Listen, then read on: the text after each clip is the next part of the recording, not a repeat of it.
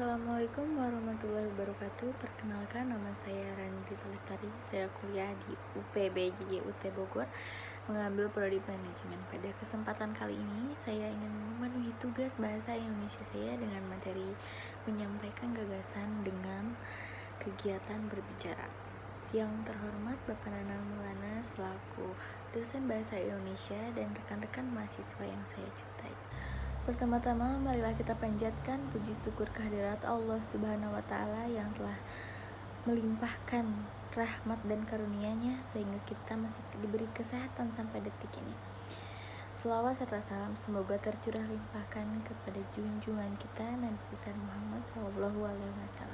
Rekan mahasiswa yang berbahagia, kali ini saya akan menyampaikan topik mengenai COVID-19. Sebelum itu, mari kita kenali dahulu apa itu COVID-19. Virus corona atau Severe Acute Respiratory Syndrome coronavirus itu adalah virus yang menyerang sistem pernafasan. Penyakit akibat infeksi virus ini disebut COVID-19. Virus corona bisa menyebabkan gangguan ringan pada sistem pernapasan seperti infeksi paru-paru yang berat hingga kematian. Virus ini dapat menyerang siapa saja dari lansia atau golongan usia lanjut, orang dewasa, anak-anak, dan bayi, sampai ibu hamil dan ibu menyusui. Penyebab COVID-19 ini ada dugaan bahwa dikeluarkan dari hewan ke manusia. Namun, kemudian diketahui bahwa virus corona juga menular dari manusia ke manusia.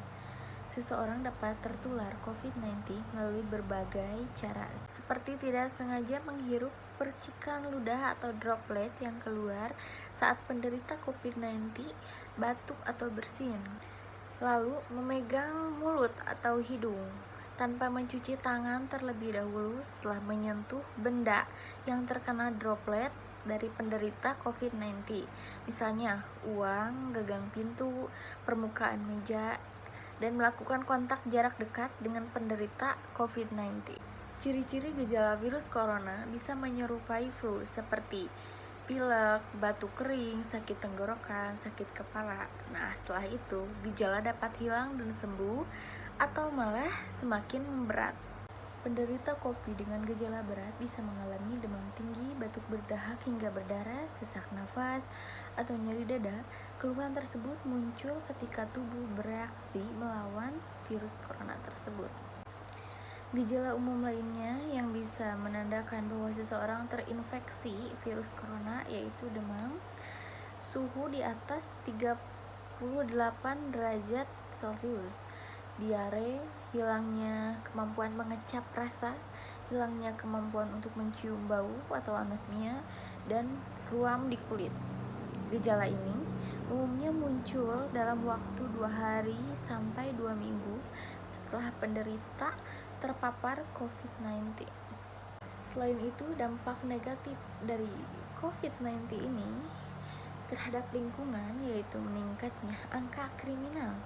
Dengan adanya wabah ini, banyak masyarakat yang dirumahkan, di PHK dari pekerjaannya, pedagang-pedagang yang bangkrut dikarenakan pemasukan yang sedikit dan pengeluaran yang besar karena sekolah diliburkan dalam kurun waktu yang cukup lama. Hal ini membuat timbulnya ide-ide kriminal agar dapat bertahan hidup. Tidak hanya itu, dampak negatif dari kehidupan beragama seperti hanya dilarang untuk beribadah di tempat ibadahnya. Hal ini yang menyebabkan timbulnya perpecahan, perbedaan golongan terhadap aturan ini yang membuat kehidupan umat beragama terganggu. Nah, gimana ada dampak negatif, pasti ada juga dampak positifnya. Dampak positifnya dari COVID-19 ini adalah yaitu hubungan keluarga menjadi semakin dekat. Hal ini dapat dijadikan ajang mempererat hubungan keluarga yang dulu dipisahkan oleh aktivitas dan kegiatan lainnya yang membuat anggota keluarga sibuk dengan urusannya di luar.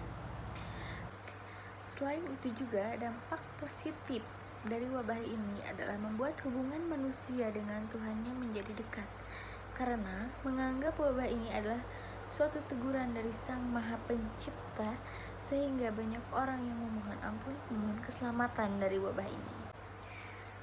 Demikian beberapa hal yang dapat saya sampaikan. Semoga bermanfaat bagi kita semua. Mohon maaf yang sebesar-besarnya apabila dalam penyampaian saya ada kesalahan kata dan segala kekurangannya. Sekian, wabillahi taufiq wal hidayah. Wassalamualaikum warahmatullahi wabarakatuh.